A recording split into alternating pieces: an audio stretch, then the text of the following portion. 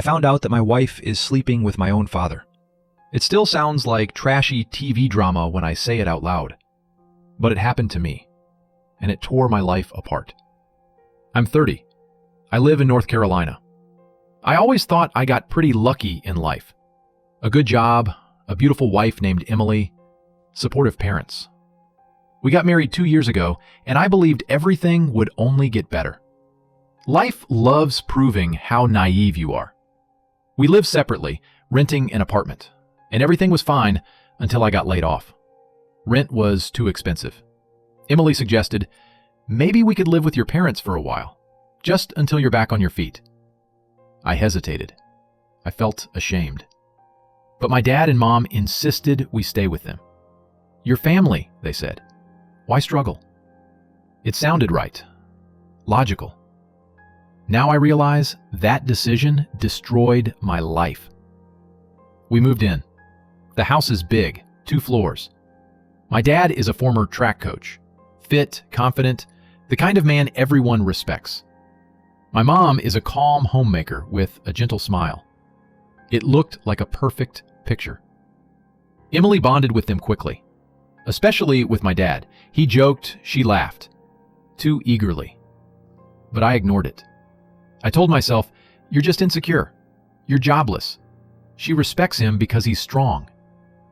But the red flags kept coming. One night, I woke up and she wasn't beside me. I went downstairs, dark, silent.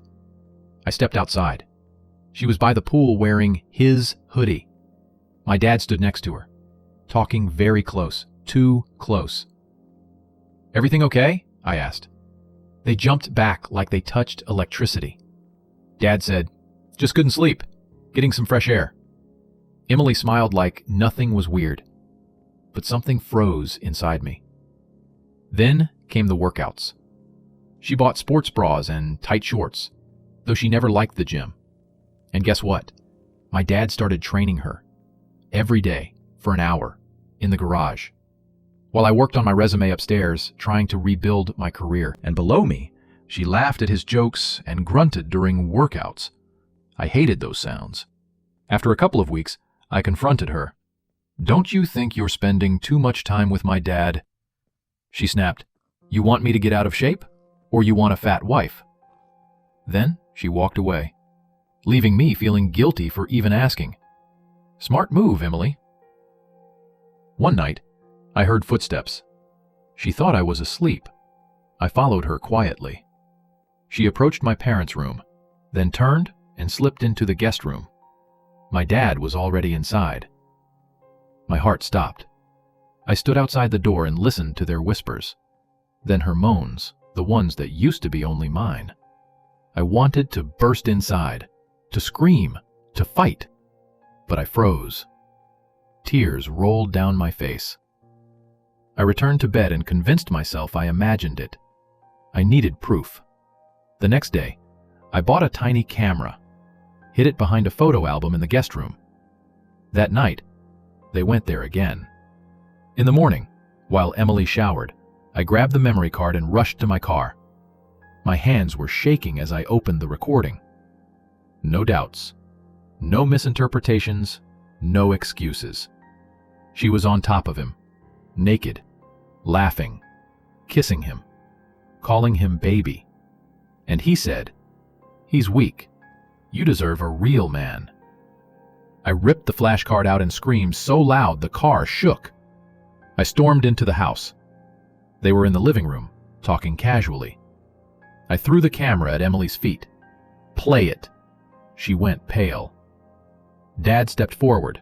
"Son, let's talk calmly." I laughed like a lunatic. "You slept with my wife!" Mom heard us and rushed in. "What's happening?" "Ask your husband," I spat. Emily collapsed to her knees, crying. "It was a mistake. Just once." "Once!" I shouted. "It's been weeks!" Dad reached for my shoulder. I punched him so hard he slammed into the wall. "You betrayed me. You're no father to me." Mom sobbed. Emily crawled toward me. "Please, let's talk." "You're garbage. Both of you." I ran upstairs, grabbed my things and her suitcase, came down, opened the front door, and threw her luggage outside. "Go! To your real man!" She tried to stop me, but I pushed her out. Dad yelled, "This is our house! This is our house!" "Perfect," I said. "Rot in it together." I left, drove away. No plan, just rage. 3 months passed. I rented a small apartment, got a new job, started therapy, tried to believe in people again. Emily kept texting, calling, begging. I ignored everything, until she called from another number. I answered. She whispered, "He dumped me, said I'm too young, said it was just fun. Please, give me another chance. I love you." I looked out the window and realized, I am not the man she betrayed anymore. You loved attention. You loved dominance. I was just a bonus prize, a toy. She cried harder. "I'm paying for everything." "No," I said. "You're just getting started." I blocked her number. I don't speak to my father. Mom calls often, trying to fix things. Maybe one day. Not now. I'm building a new life. A life without traitors. Sometimes I still remember her laugh with him, his smile at her. But then I remember who I am, and I understand. It's better to be alone than surrounded by enemies. The end. But not for me. My new chapter is just beginning.